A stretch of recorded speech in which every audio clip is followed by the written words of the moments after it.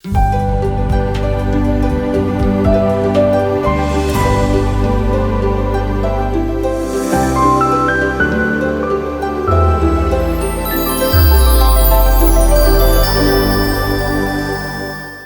నమస్కారం. పత్రిజీకి ప్రతిరూపం పిఎంసి ప్రతిక్షణం సత్యదర్శనం కార్యక్రమానికి స్వాగతం. ఈరోజు సత్యదర్శనం కార్యక్రమంలో ఉగాది ధ్యాన జ్ఞాన యజ్ఞం కార్యక్రమం గురించి మనం మాట్లాడుకోబోతున్నాము. ఈ కార్యక్రమం గురించి మరిన్ని విషయాలు మనకు తెలియచేయడానికి మనతో పాటు ఉన్నారు సీనియర్ పిరమిడ్ మాస్టర్, ప్రకృతి వ్యాలీ వ్యవస్థాపకులు, అలాగే మహాకరుణ ధ్యాన మహాచక్రాలు, అలాగే ఎన్నో శాకాహార ర్యాలీలు, స్వచ్ఛ భారత్ కార్యక్రమాలు ఎంతో అద్భుతంగా నిర్వహించిన senior most pyramid master Datla రాయ జగపతి రాజు గారు. వారిని అడిగి మరిన్ని వివరాలను తెలుసుకుందాము. సార్ నమస్కారం. సార్ నమస్కారం అమ్మా. సార్, ఉగాది ధ్యాన జ్ఞాన యజ్ఞం, సో అసలు ఫస్ట్ యజ్ఞాలు అంటే ఏంటి?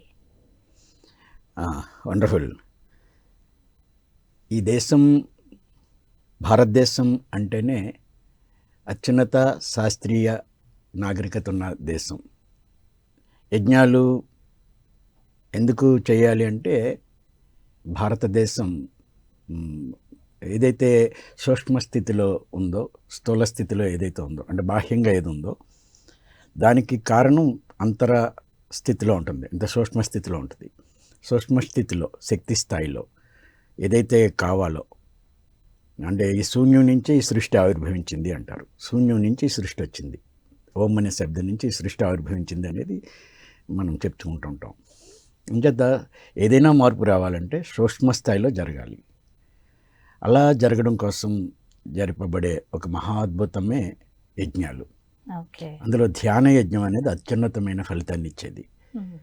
ఎందుకనంటే మనిషి యొక్క చైతన్యం ఎదగలేదు వేల సంవత్సరాలుగా మానవ చైతన్యం ఎదగకంట ఉంది కాబట్టి ఇన్ని యుద్ధాలు, ఇంత సమస్యలు ఉన్నాయి. ఈ సమస్యలన్నిటికీ పరిష్కారం అంటే ఈవేళ మానవుడు తాను వ్యక్తిగత జీవితంలో ఎదుర్కొంటున్న సమస్యలు కానీ, సమాజంలో ఎదురవుతున్న సమస్యలు కానీ, పరిష్కారాలు కానీ, లేదా ప్రపంచవ్యాప్తంగా గ్లోబల్ లెవెల్లో ఉన్న వాటికి కానీ పరిష్కారం ఏంటి అనేది స్థూల స్థితిలోకి వెళ్తే, అంటే చాలా సూక్ష్మ స్థితిలోకి వెళ్తే, సూక్ష్మంగా ఎక్కడైతే మార్చాలో, కారణం ఎక్కడుందో అక్కడ మారితేనే ఎఫెక్ట్ మారుతుంది. ఇప్పుడు ఈ స్క్రీన్ మీద మార్పు రావాలంటే ఇక్కడ మన స్టూడియోలో ఏం చేస్తున్నామో దాని ఎఫెక్టే స్క్రీన్ మీద కనిపిస్తుంది బయట. అలాగే ఈ సూక్ష్మ స్థితిలో మార్పు జరిగినప్పుడు, చైతన్యవంతమైనప్పుడు స్థూల స్థితిలో మార్పులు వస్తాయి. దానికోసం ఎవరైతే అవగాహన కలిగి ఉన్నారో వాళ్ళు చేసింది యజ్ఞాలే.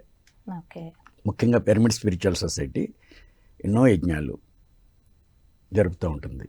ఉదాహరణకి మీరు యాగాలు, యజ్ఞాలు అనేవి మొన్ననే మేము ప్రకృతి వ్యాలీలో జరుపుకున్నాం మహాకరుణ ధ్యాన మహాచక్రం. అలాగే డిసెంబర్ నెలలో పత్రిజీ ధ్యాన మహాయాగం జరిగింది 11 రోజులు. అలాగే బుద్ధ పౌర్ణమికి మనకి బెంగళూరులో బుద్ధ పౌర్ణమి జరుగుతుంది, యజ్ఞాలే జరుగుతాయి. అలాగే ఇప్పుడు 13వ తారీఖు నుంచి 19వ తారీఖు వరకు ఈ మార్చి నెలలో ఉగాది సందర్భంగా ఉగాది ధ్యాన యజ్ఞం 6వది తూర్పుగోదావరి జిల్లాలో గోదావరి బుడ్డున ఉన్న వశిష్ఠ గౌతమి మహాశక్తి క్షేత్రంలో ఒక గొప్ప పిరమిడ్ అక్కడ నిర్మాణమైంది. ఎంతోమంది వేల మంది కూర్చుని ధ్యానం సాధన చేసుకోవడానికి వీలున్న ఒక గొప్ప అద్భుత శక్తి క్షేత్రం ఇది, నదీ ఒడ్డున. ఎందుకంటే గోదావరి అనేది మరి ఈ ఆంధ్ర రాష్ట్రానికి, ఆంధ్ర తెలంగాణ రాష్ట్రాలకి గొప్ప వరం అన్నది. ఆ నది ఒడ్డున ఇంత మహాక్షేత్రం ఉండడం, ముఖ్యంగా ఉభయ గోదావరి జిల్లాలు చాలా సంపన్నమైన జిల్లాలు. కేవలం ఈ గోదావరి కారణంగానే ఆ సంపద అంతా రావడం జరిగింది. వ్యవసాయ ప్రధానమైన ఈ ప్రాంతాల్లో, మన దేశంలో నదుల వల్లే మనం నాగరికులమయ్యాం. ఎక్కడైతే నదులు ఉన్నాయో అక్కడే నాగరికత పెరుగుతూ ఉంటుంది. నాగరికత అంతా అక్కడి నుంచే పరిణామం చెందుతుంది. ఎందుకనంటే అక్కడ దేనికి లోటు ఉండదు. మనిషికి కావాల్సిన కనీస అవసరాలు ఎప్పుడూ కూడా పుష్కలంగా లభిస్తాయి, వనరులు ఉన్నాయి కాబట్టి. అందుకని అలాంటి ప్రదేశంలో మనుషుల్లో జ్ఞానం కలగాలి, ధ్యానం విద్య అందాలి, ప్రపంచం అందరికీ ధ్యానం చేయాలి. ముఖ్యంగా గోదావరి జిల్లాలు ఆ బాధ్యతని మరింతగా తీసుకున్నాయి. తూర్పు పశ్చిమ గోదావరి జిల్లాల్లో అత్యధికంగా ధ్యాన కేంద్రాలు ఉన్నాయి, ఎన్నో పిరమిడ్లు ఉన్నాయి. ఈ 2 జిల్లాల సంయుక్త ఆధ్వర్యంలో ఒక మహా పిరమిడ్ రాష్ట్రమంతా కూడా ఉంది. అందరూ తెలుగు రాష్ట్రాలందరూ కూడా గోదావరి ఒడిన నిర్మాణంలో భాగస్వామ్యం కలిగి ఉన్నారు. ఆ బాధ్యతను తీసుకున్న masters, pyramid spiritual society masters ఆ బాధ్యతని మరింత అద్భుతంగా నిర్వర్తిస్తూ ఉన్నారు. గోదావరి జిల్లాల్లో ఆ పిరమిడ్ అనేది ఒక గొప్ప వరం ఈ దేశానికి, ఈ ప్రపంచానికి కూడా. అలాగే పిరమిడ్లు ఎందుకు నిర్మించుకుంటాము అంటే మామూలుగా మనం కొంతమంది సాధన చేసుకోవడం కోసమే కాదు.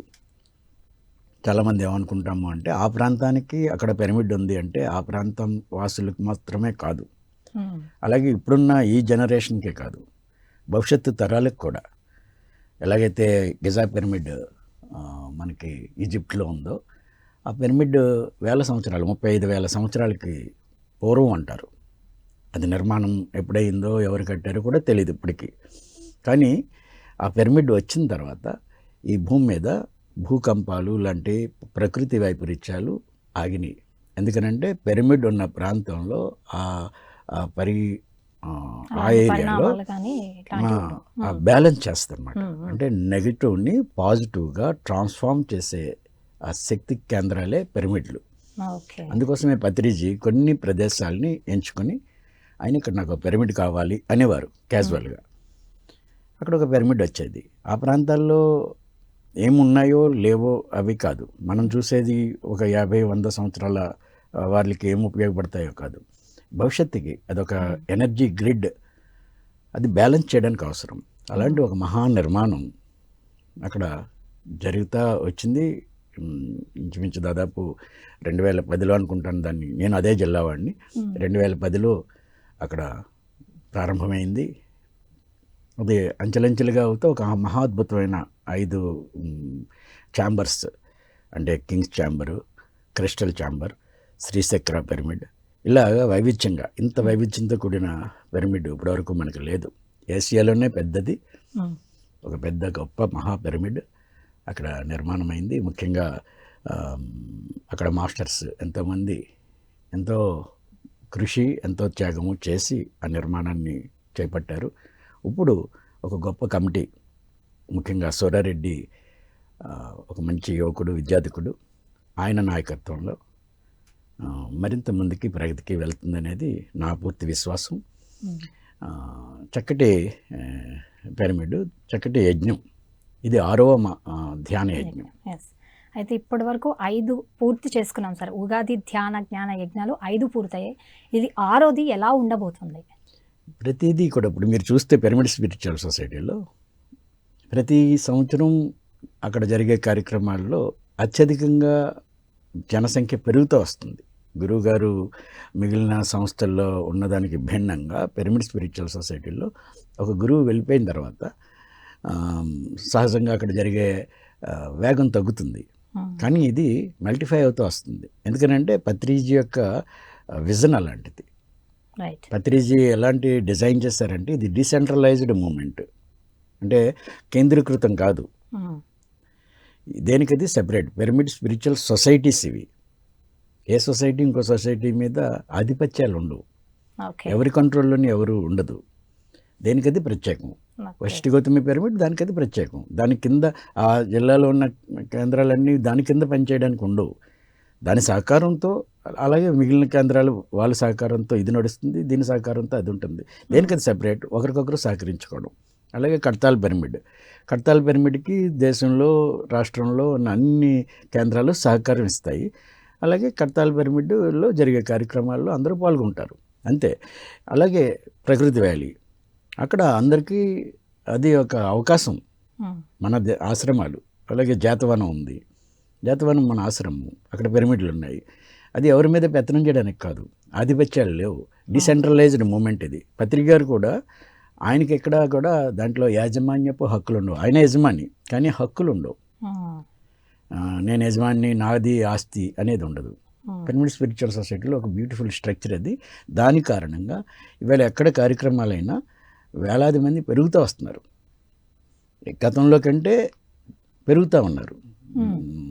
పాల్గొనే వాళ్ళ సంఖ్య పెరిగింది, కార్యక్రమాలు కూడా విస్తృతంగా మార్పులు చెందుతున్నాయి. అందులో 5 ధ్యాన యజ్ఞాలు జరిపి ఉన్నారు కాబట్టి తూర్పుగోదావరి జిల్లాలో పేరవరంలో ఈ వశిష్ఠ గౌతమి ఈ అనుభవంతో 6వ యజ్ఞాన్ని మరింత అద్భుతంగా చేయడానికి వాళ్ళు ప్రణాళిక వాళ్ళు చేసుకున్నారు. అందరి సూచనలు తీసుకుంటారు. అక్కడ అనుభవం ఉన్న వాళ్ళే ఉన్నారు కాబట్టి ఎంతోమంది అనుభవజ్ఞులు ఈ 5 ధ్యాన యజ్ఞాలు చేసిన అనుభవం ఉన్నవారు ఉన్నారు కాబట్టి వాళ్ళు ఆ కార్యక్రమాన్ని అద్భుతంగా చేస్తారు. నాకు తెలిసినంత వరకు గోదావరి జిల్లాలంటేనే ఆతిథ్యానికి మరో పేరు, చాలా మర్యాదకి మరో పేరు. ఒక సందర్భంలో నా స్నేహితుడు ఒక అతను వాళ్ళ ఫాదర్ చిన్నప్పుడు చెప్పుకున్న విషయం అది. వాళ్ళ ఫాదరు ఎక్కడో ఒక దగ్గరికి ఎవరినో కలవమని పంపించారంట. ఆయన రాయలసీమ ప్రాంతం ఆయన. నువ్వు పలానా చోటుకి వెళ్ళి నా మిత్రుడు ఎవరు ఉన్నారు, బంధువు ఉన్నారు, అక్కడికి వెళ్ళి ఏదో తీసుకురా అని వెళ్ళారు. ఇక అబ్బాయి లేడంట. డిగ్రీ చదువుతున్నప్పుడు చెప్పాడు అతను. వెళ్తే రాగానే రానాయన అంతా బాగున్నారా, అమ్మగారు బాగున్నారా, నాన్నగారు బాగున్నారా అంటే ఓహో నేను ఎవరినో తెలిసేమో అనుకున్నాడు ఆయన. అంతే అయిపోయింది. ముందు భోంచేయని భోజనం పెట్టారు. భోజనం అయిన తర్వాత చేతులు కడుక్కుంటుంటే ఇంతకీ తమరు ఎవరో నాకు అర్థం కాలేదు అన్నాడట. వాడు నవ్వుతా చెప్తాడు. అంటే ఇంత ఆదరించారు, నన్ను ఆదరంగా పిలిచారు, భోజనం పెట్టి చేయి కడుక్కుంటున్నప్పుడు మీరు ఎవరు అని అప్పుడు అడిగారు. ఇది గోదావరి జిల్లాల గొప్ప ఆదరణ. అందరికీ అన్నం పెట్టే జిల్లా. అన్నం ఆ జిల్లా అంటే ఆ జిల్లా గోదావరి మాత ఇచ్చిన సంస్కారం అది. అంచేత అలాంటి ప్రాంతంలో అందరినీ ఆదరించే గొప్ప సంస్కృతి ఉన్న మనుషులున్న, మంచి హృదయం ఉన్న మనుషులున్న ఆ ప్రాంతంలో ఏది జరిగినా అద్భుతంగానే ఉంటుంది. అందులో మన మెడిటేటర్స్ వీళ్ళు ధ్యానులు చేసే యజ్ఞం ఎప్పుడు కూడా హృదయపూర్వకంగా అందరూ రావాలని కోరుకుంటేనే జరుగుతుంది. ఎక్కువ మంది రావాలి, వేల మంది రావాలి. ఇందాక మనం ఇంటర్వ్యూ మొదలు పెట్టడానికి ముందు మీరు ఎంతమంది రావచ్చు అనుకుంటున్నారు అన్నారు. వేల మంది వస్తారు. ఎందుకంటే అది రాజమండ్రికి చాలా సమీపంలో ఉంది, ట్రాన్స్పోర్ట్ చాలా ఈజీ. అక్కడ అలాగే మనకు కావాల్సిన వసతులు ఏర్పాట్లు ఉన్నాయి. ఇంచుమించు 2000 మంది పిరమిడ్లోనే పడుకోవచ్చు. పిరమిడ్లోనే దానికి కావాల్సిన వ్యవస్థ అంతా ఉంది. అది కాకుండా అన్ని కళ్యాణ మండపాలు ఉన్నాయి. అలాగే దగ్గరలోనే ఉన్న రాజమండ్రి, రావులపాలెం లాంటి ప్రదేశాలు ఉన్నాయి, పట్టణాలు ఉన్నాయి, నగరాలు ఉన్నాయి, ఎన్నో రూమ్స్ ఉన్నాయి. అన్నీ కూడా మన వాళ్ళు ఏర్పాటు చేస్తారు. ట్రాన్స్పోర్టేషన్ ఏర్పాటు ఎప్పుడు ఉంది.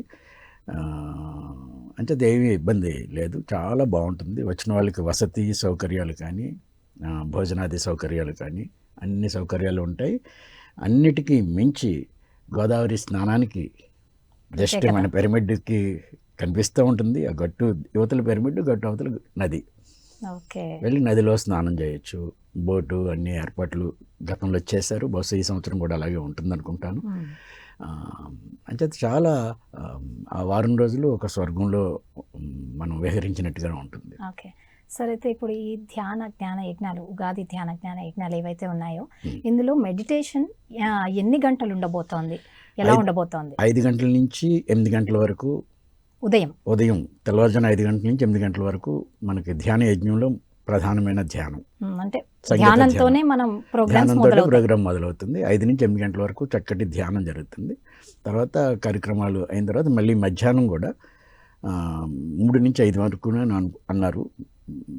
నాకు ఇంచుమించు అది ఒక 2 hours మళ్ళీ మధ్యాహ్నం ఉంది. మళ్ళీ నైట్ 9 తర్వాత కూడా మళ్ళీ మెడిటేషన్ ఉంది. అంటే డైలీ 6 hours మెడిటేషన్. అంటే ధ్యానంతోనే మొదలయ్యి ధ్యానం కోసమే ఇది. సామూహిక ధ్యానం ఎప్పుడైతే ఉందో, ఇప్పుడు నిన్న కూడా మనం మాట్లాడుకున్నాం, ఇవాళ ప్రపంచంలో యుద్ధాలు ఆగాలి అంటే, ప్రపంచం శాంతి వైపు వెళ్ళాలంటే సామూహిక ధ్యానాలు అవసరం. ఎంతగా వీలైతే అంతమంది పిరమిడ్ మాస్టర్లు అందరికీ కూడా నా విజ్ఞప్తి, ఎక్కడైతే ఇలాంటి అవకాశం ఉందో, సామూహికంగా మనం వెళ్ళి ధ్యానం చేసే అవకాశం ఉందో అక్కడికి వెళ్ళాలి ప్రత్యేకంగా. అన్ని రాష్ట్రం, దేశం నలుమూలల నుంచి ఎవరికి అవకాశం ఉన్న వాళ్ళు వెళ్ళి అక్కడ పాల్గొవాలి. యజ్ఞంలో మనం పాల్గొనడం అనేది అత్యంత అవసరం. ఎందుకంటే అన్ని గంటలు అంత సామూహికంగా ఇప్పుడు ఉంది కదా వ్యవస్థ. 13 నుంచి 19 వరకు పిరమిడ్ స్పిరిచువల్ సొసైటీలో ఒక అద్భుతమైన యజ్ఞం జరిగే ప్రదేశంలో ఎక్కువ మంది చేరి మనం ధ్యానం చేయడం వల్ల ఈ భూమి మీద ఒక అద్భుతం జరుగుతుంది. ఎలా జరుగుతుంది ఏంటి అని సందేహం రావచ్చు. ఇప్పుడు యుద్ధాలు జరుగుతున్నప్పుడు సామూహిక ధ్యానం చేస్తే ఏమవుతుందో అనేది ఎన్నో ప్రయోగాలు ఉన్నాయి. మీరు నెట్లోకి వెళ్ళి చూసినా కూడా జూన్ మాసంలో అమెరికాలో ఎప్పుడైతే అక్కడ వింటర్ పూర్తయి సమ్మర్ స్టార్ట్ అవుతుంది. సమ్మర్ స్టార్ట్ అయిన సమయంలో అంటే వింటర్లో బయటికి రాలేరు కాబట్టి, మంచు ప్రదేశాల్లో బయటికి రాలేరు కాబట్టి వింటర్లో నేరాల సంఖ్య తక్కువ ఉంటుంది. వింటర్ అయిపోయిన వెంటనే నేరాలు విపరీతంగా పెరుగుతాయి. ఆ నేరాల తగ్గించడానికి ఏం చేయాలి?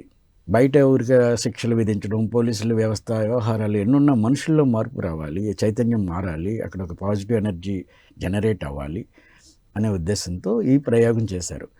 ఒక 2000 మంది ఒక చోట కూర్చుని ధ్యానం చేశారు.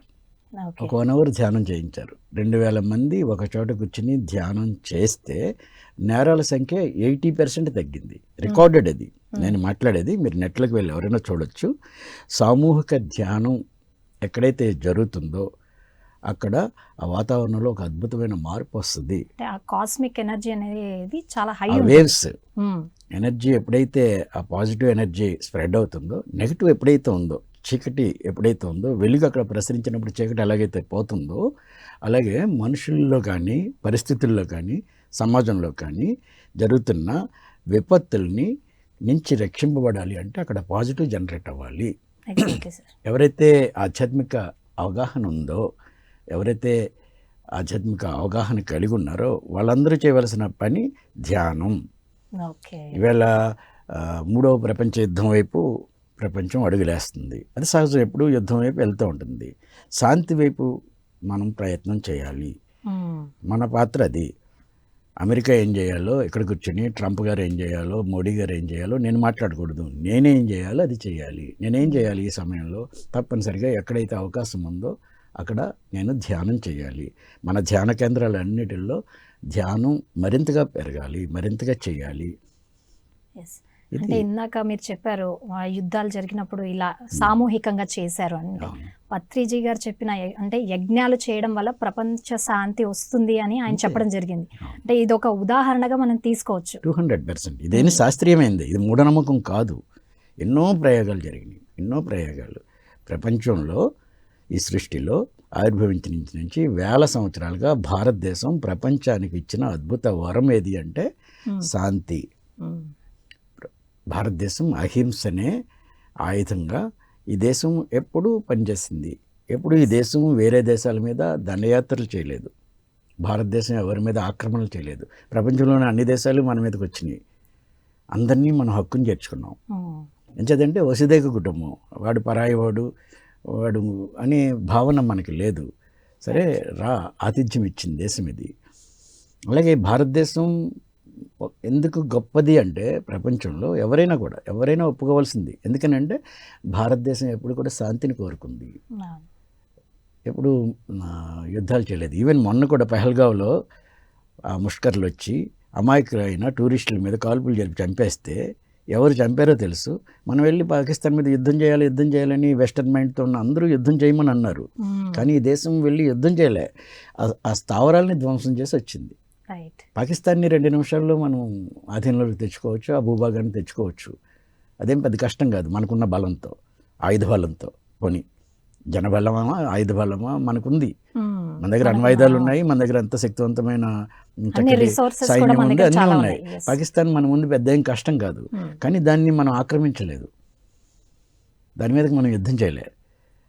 యుద్ధ చేసే ఆ టెర్రరిస్ట్ స్థావరాలని ధ్వంసం చేసి 2 నిమిషాల్లో వెనక్కి వచ్చింది. ఇది భారతదేశం చేసే పని. టెర్రరిస్టులని క్షమించరు.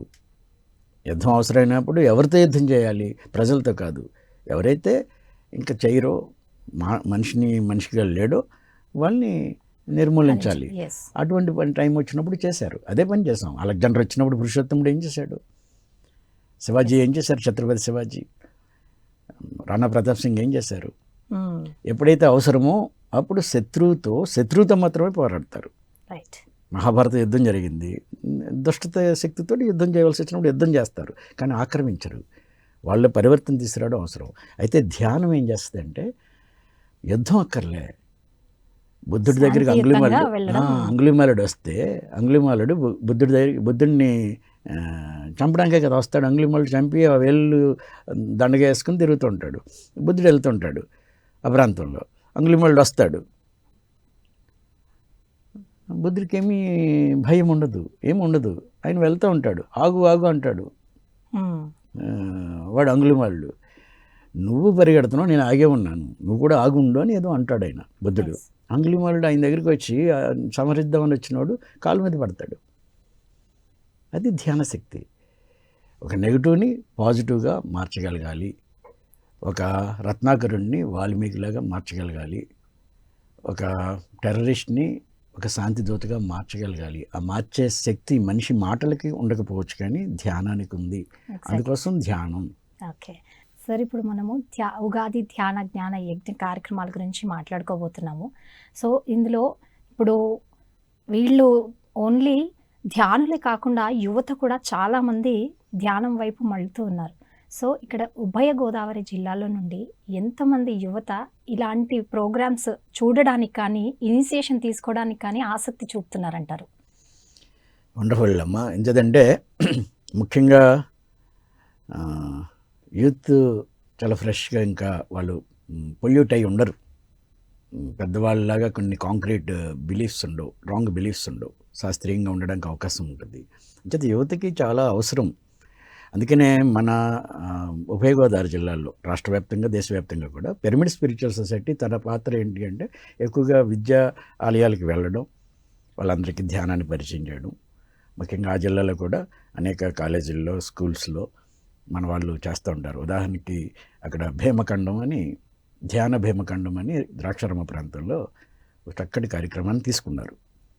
అక్కడ రామారావు గారు, గుప్తా గారు, ఇంకా మిత్రులు సూరారెడ్డి గారు, వీరందరూ కలిసి ధ్యాన భీమఖండం 108 గ్రామాల్లో ప్రతి సోమవారం వాళ్ళు ఒక్కొక్క, అంటే ఆ భీమేశ్వర స్వామి ఆలయం చుట్టూ 108 శివాలయాలు ఉన్నాయి చుట్టూ. మధ్యలో భీమేశ్వర స్వామి ఆలయం, దాని సరౌండింగ్స్లో అదంతా కూడా ఒక గొప్ప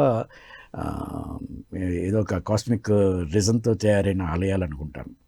అన్ని నక్షత్రాలకి చెందిన, అన్ని వాటికి రాశులకి చెందిన ఆలయాలు ఉన్నాయి.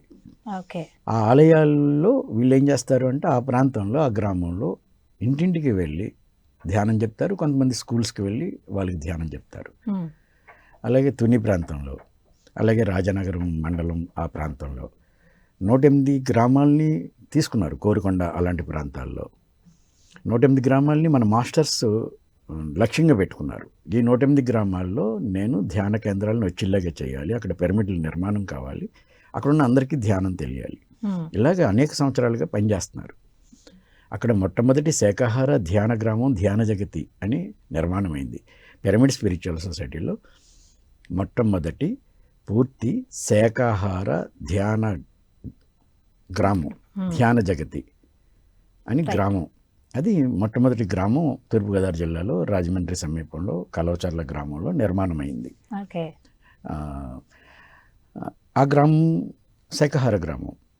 అప్పుడు కూడా నాకు 2008లో అనుకుంటాను, అన్ని స్కూల్స్కి కలెక్టర్ పర్మిషన్తో 56 మండలాలు ఉన్నాయి. 56 మండలాల్లో కలెక్టర్ గారి పర్మిషన్తో అన్ని స్కూల్స్లో ధ్యానాన్ని చెప్పి రావడం జరిగింది. టీచర్స్కి ట్రైనింగ్ చేయడం జరిగింది. ఎండిఓ ఆఫీస్లో ఎండిఓకి, ఎంఆర్ఓలకి. అలా ఎన్నో సంవత్సరాలుగా ఎంతోమంది పనిచేస్తూ ఉన్నారు. అలాగే అక్కడ ఏజెన్సీ ప్రాంతాల్లో, అలాగే బీసీ వెల్ఫేర్ హాస్టల్స్లో మన క్లాసులు జరిగినాయి. మన మాస్టర్స్ ఎవరికి అవకాశం ఉన్న వాళ్ళు స్కూల్స్కి వెళ్ళడం, పిల్లలకి చెప్పడం జరుగుతుంది. కాలేజీలకు వెళ్ళడం చెప్పడం జరుగుతుంది. ఇంజనీరింగ్ కాలేజీల్లో, డిగ్రీ కాలేజీల్లో, జూనియర్ కాలేజీల్లో, స్కూల్స్లో అక్కడున్న యూత్ని తయారు చేస్తున్నారు. ఇప్పుడు మనం ఇంకొంచెం శ్రద్ధ పెట్టవలసి ఉంది నా వరకు. ఎందుకనంటే మీరు అడిగారు కదా, ఇవాళ భారతదేశమే 57% యూత్ ఉన్న దేశం.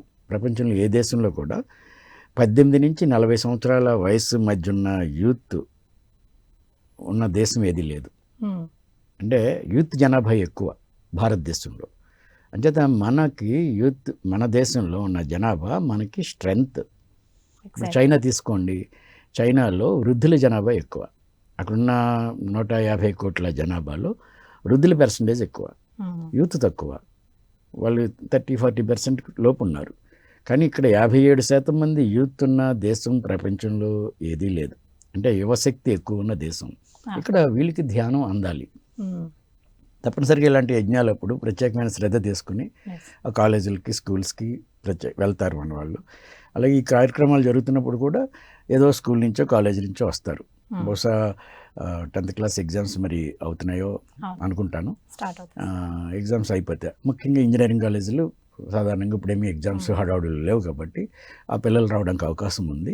మన వాళ్ళు కూడా ప్రయత్నం చేస్తూ ఉన్నారు, కొంతమంది పనిచేస్తూ ఉన్నారు. ఓకే. అంచేత ప్రతిరోజు ఏదో ఒక కాలేజీ నుంచి, కొన్ని కాలేజీల నుంచి పిల్లలు కనీసం ఒక గంట 2 గంటలు ఇక్కడికి వచ్చేలాగా మన వాళ్ళు చేస్తారు. ఈ సమయం కూడా కొంతమంది దీని మీద ప్రత్యేకమైన దృష్టి పెట్టుకుని పనిచేయాలని నేను కోరుతున్నాను.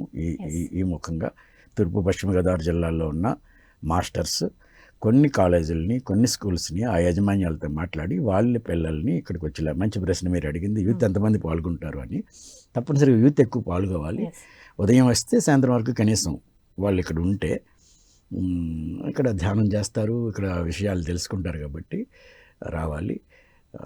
సో మరి ఈ ధ్యాన యజ్ఞంలో ఎలాంటి కార్యక్రమాలు ఉండబోతున్నాయి అంటే, ఇప్పుడు వీళ్ళందరూ వచ్చినా కూడా వీళ్ళకంటూ ఒక ఇన్స్పిరేషన్గా అవును. కొన్ని మాటలు కానీ సందేశాలు కానీ అవును. వాళ్ళకి అందడం చాలా ముఖ్యం, చాలా అవసరం కూడా. అవునమ్మా. అతి ముఖ్యమైనది ఏంటంటే ఇది నమ్మకాలని ఇచ్చే సంస్థ కాదు pyramid spiritual society. New age spiritual movement ఇది.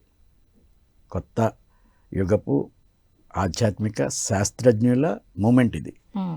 ఇక్కడ మూఢనమ్మకాలు లేవు, మతం, కులం ఇది ప్రసక్తి ఇక్కడ లేదు.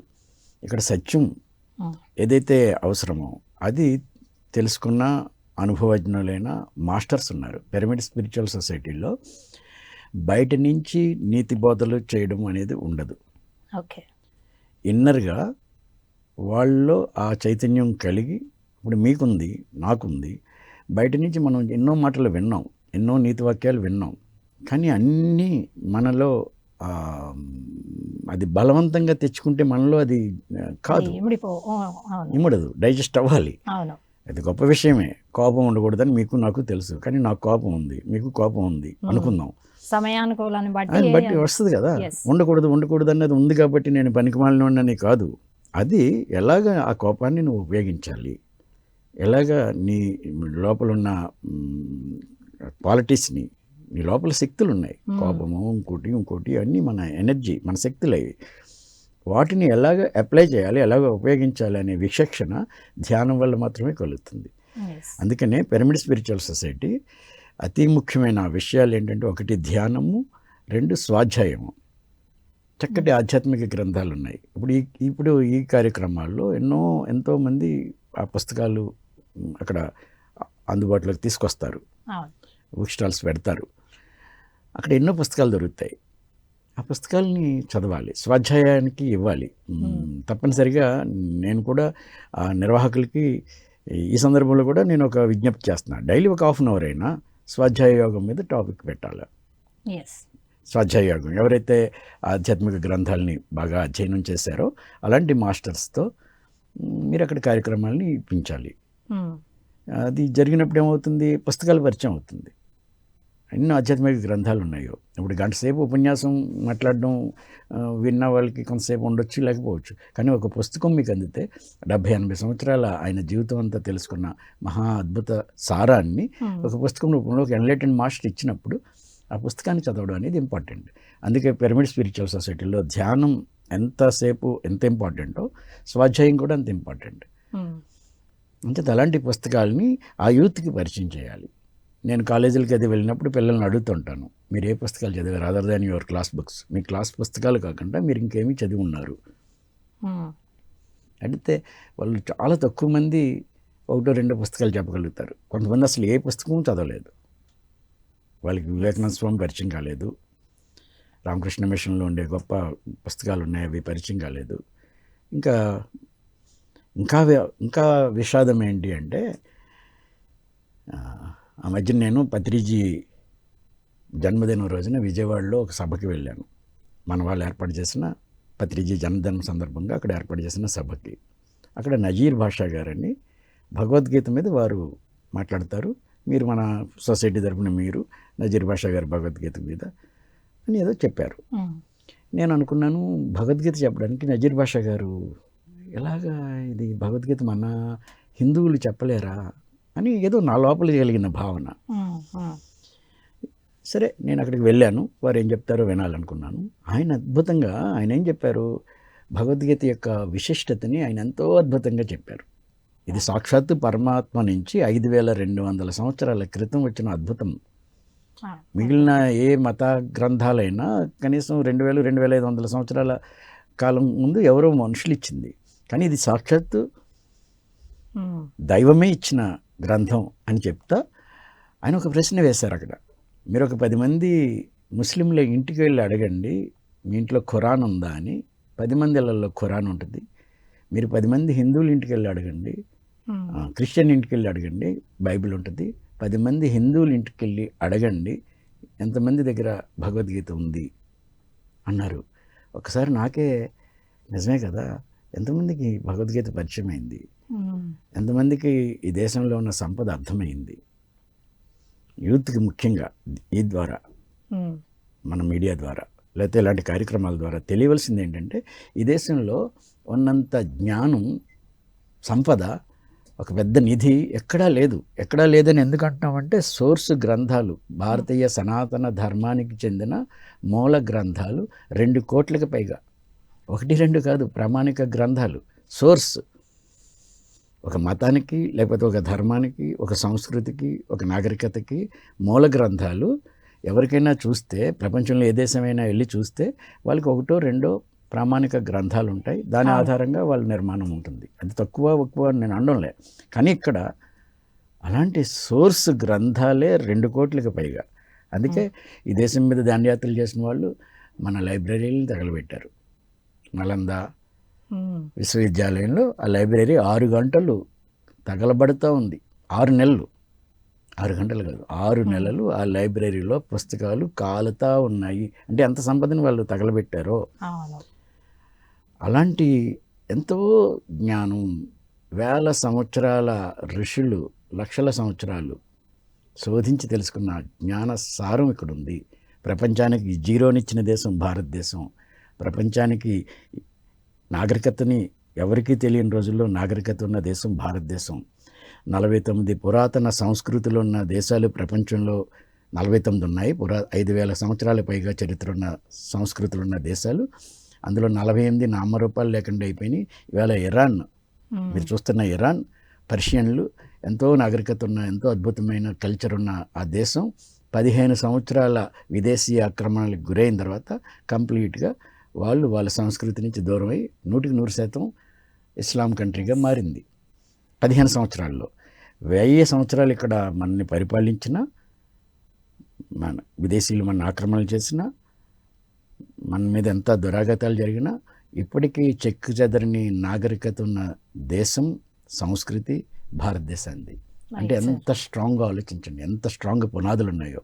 అలాంటి మనం తప్పనిసరిగా ఇలాంటి ఆధ్యాత్మిక కార్యక్రమాల్లో యూత్ పాల్గొవాలి. ప్రతి తల్లి తండ్రి తమ పిల్లల్ని ఇలాంటి కార్యక్రమాలకు తీసుకురావాలి. అక్కడ డెఫినెట్గా ధ్యానం ఉంటుంది.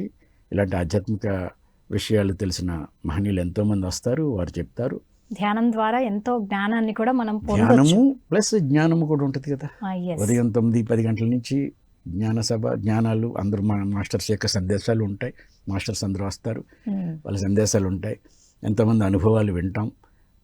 చెప్పిన నాలెడ్జ్ మొత్తం కూడా ఈ సత్యన సాంగత్యం ద్వారా మనకు తెలుస్తుంది కదమ్మా. ఇప్పుడు నాకైనా ఎవరో చెప్తేనే, మీకైనా ఎవరైనా చెప్తేనే కదా తెలిసింది. మన దగ్గర అంత విలువైన సంపద ఉన్నప్పుడు తెలుసుకోవాలి. తెలుసుకునే అవకాశం ఇలాంటి చోట దొరుకుతుంది. మీకు స్కూల్లో విచిత్రం ఏంటంటే 25-30 సంవత్సరాల పిల్లల్ని ₹1000 ఫీజులు ఇచ్చి ఆ స్కూల్కి పంపిస్తే వాళ్ళకి అక్షరాలు వస్తున్నాయి. సంస్కృతి నాగరికత రావడానికి నేర్పే ప్రదేశాలు ఆ స్కూల్స్ కాదు. ఎందుకంటే కమర్షియల్ పాయింట్ ఆఫ్ వ్యూలోనే జరుగుతున్నాయి. విద్యా విధానం పొల్యూట్ అయింది. మన విద్యా విధానం, గురుకుల విద్యా వ్యవస్థ ఎలా ఉండేది అంటే గుర్తించడం అనేది ఉండేది. గుర్తు పెట్టుకోవడం కాదు, బాగా చూసుకోవాలా. జ్ఞాపకం ఉంచుకోవడం కాదు ఇంపార్టెంట్, గుర్తించడం ఇంపార్టెంట్. ఐడెంటిఫై చేయడం, గుర్తించగలగడం, తెలుసుకోవడం. ఇన్ఫర్మేషన్ కాదు, ట్రాన్స్ఫార్మ్ అవ్వడం. అది ఆ ఆధారంగా మన విద్యా వ్యవస్థ ఉండేది. ఇవాళ మనం వెస్టర్న్ అయిపోయాం. కంప్లీట్గా వెస్టర్న్ కల్చర్ వైపు వెళ్ళిపోయింది. ముఖ్యంగా యూత్ మోడర్న్ అవ్వాల్సింది వెస్టర్న్ అయ్యారు. మోడర్న్ అవ్వాలి, ఆధునికత అవసరం, కానీ విదేశీ అనుకరణ కాదు. విదేశీ అనుకరణ వైపు ఎందుకు వెళ్ళింది? ఎందుకు మనం వెళ్ళాము? మనం ఒక అలాంటి బానిసత్వంలోకి వెళ్ళిపోయాం. స్వతంత్రం వచ్చిన తర్వాత ఎక్కువ డ్యామేజ్ జరిగింది మన కల్చర్కి. భారతదేశం అంటే India is the spiritual capital of the world. భారతదేశం ప్రపంచానికి ఆధ్యాత్మిక రాజధాని. ఇక్కడున్నంత జ్ఞానము, ఆధ్యాత్మిక శాస్త్ర పరిశోధన, శాస్త్ర అన్వేషణ, శాస్త్రంలో ఉన్న అద్భుతాన్ని గ్రహించిన మహనీయులు, ఇక్కడున్నంత సంపద ప్రపంచంలో ఎక్కడా లేదు. కాబట్టి ప్రపంచంలో ఎవరైనా ఎన్లైటన్ అయిన వాళ్ళు ఆ వెలుగు ఇటువైపు కనిపిస్తుంది కాబట్టి ఇక్కడికి వస్తారు. భారతదేశం వచ్చే వెళ్ళారు ఎవరైనా. అలాంటి దేశం కాబట్టి ఈ దేశంలో ఉన్న గొప్ప సంపద ఆధ్యాత్మికత. అలాంటి ఆధ్యాత్మిక కార్యక్రమాలు, మత కార్యక్రమాలు కాదు, రిచువల్స్ కాదు. పిరమిడ్ స్పిరిచువల్ సొసైటీ అనేది మత విశ్వాసాలకి మతకరమైన రిచువల్స్ చేసే సంస్థ కాదు. ఆధ్యాత్మిక శాస్త్రజ్ఞుల సొసైటీ ఇది. ఆధ్యాత్మిక శాస్త్రం ఇది, శాస్త్రం ఇది, సైన్స్ ఇది. Right sir. అయితే ఫైనల్గా ఈ ఉగాది ధ్యాన జ్ఞాన యజ్ఞానికి ఆహ్వానిస్తూ మీ నుంచి ఒక ఇన్విటేషన్ సార్. వండర్ఫుల్. అందరూ యావత్ తెలుగు రాష్ట్రాల్లో ఉన్న అందరూ ఈ కార్యక్రమానికి హాజరవ్వాలి. హాజరు కాలేని వాళ్ళు పిఎంసి ద్వారా ఈ కార్యక్రమాలు లైవ్ టెలికాస్ట్ అవుతాయి కాబట్టి అందరూ వీక్షించి పాల్గొని ఆ ధ్యానం జరిగే సమయంలో అందరూ కూడా అదే సమయంలో సామూహికంగా ధ్యానం చేయాలి. ఎప్పుడు ఎక్కడ ఉండబోతుంది సార్? లొకేషన్ ఎక్కడ? ఇది పేరవరం, తూర్పుగోదావరి జిల్లా, రాజమండ్రి గోదావరి సమీపంలో, గోదావరి ఒడ్డున రాజమండ్రి సమీపంలో. రాజమండ్రికి ఆత్రేయపురం అందరికీ తెలుసు, ఎక్కువ ఆత్రేయపురం పూతరేకులు ఫేమస్. ఆత్రేయపురం చాలా దగ్గర మనకి, రాజమండ్రికి నగరానికి దగ్గర. రాజమండ్రి, రావులపాలెం, కాకినాడ ఇలా ముఖ్యమైన నగరాలన్నింటికి దగ్గరలోనే ఇది ఉంది. ఇది 13వ తారీఖు నుంచి 19వ తారీఖు వరకు, మార్చి 13న ప్రారంభమై మార్చి 19వ తారీఖు ఉగాది రోజున ఇది ముగింపు జరుగుతుంది. ఆ రోజు వరకు జరిగే ఈ వారం రోజుల ఉగాది ధ్యాన యజ్ఞానికి ప్రతి వ్యక్తి, ప్రతి పిరమిడ్ మాస్టరు తనకి తెలిసిన వారిని కనీసం 10 మందిని తీసుకుని రావాలని నా విజ్ఞప్తి. అలాగే మీ పిల్లల్ని, వాళ్ళ స్నేహితుల్ని, వారిని కూడా కనీసం ఒకరోజైనా పాల్గొనేలాగా. ఈ స్కూల్స్, కాలేజీలు, పరీక్షలు, పబ్లిక్ ఎగ్జామ్స్ ఉంటే తప్పదు కాబట్టి వాళ్ళు రాలేకపోవచ్చు, కానీ మిగిలిన వాళ్ళని కనీసం ఒకరోజైనా ఇక్కడ అటెండ్ అయ్యేలాగా మీరు చేయాలి. ఎందుకు చేయాలి అంటే వాళ్ళకి పరిచయం అవ్వాలి. మీరు 20-25 సంవత్సరాలు లక్షల రూపాయల ఫీజులు కట్టి అక్కడ జరుపుతున్న దగ్గర అక్కడ తెలియని జ్ఞానం, ఆ విద్య అందే గొప్ప అవకాశం కాబట్టి ధ్యాన యజ్ఞాన్ని అందరూ ఉపయోగించుకోవాలి. అందరూ విశేషంగా హాజరయ్యి ఈ కార్యక్రమాన్ని, ఆ ధ్యాన యజ్ఞంలో మనం కూడా మన పాత్రని పోషించాలని అందరికీ విజ్ఞప్తి చేస్తున్నాం. Okay, thank you so much sir. Ugadi ధ్యాన జ్ఞాన యజ్ఞ కార్యక్రమాల గురించి అలాగే ఎంతో జ్ఞానాన్ని మాకు పంచినందుకు మీకు చాలా కృతజ్ఞతలు సార్. థ్యాంక్ యూ అమ్మా, నమస్కారం.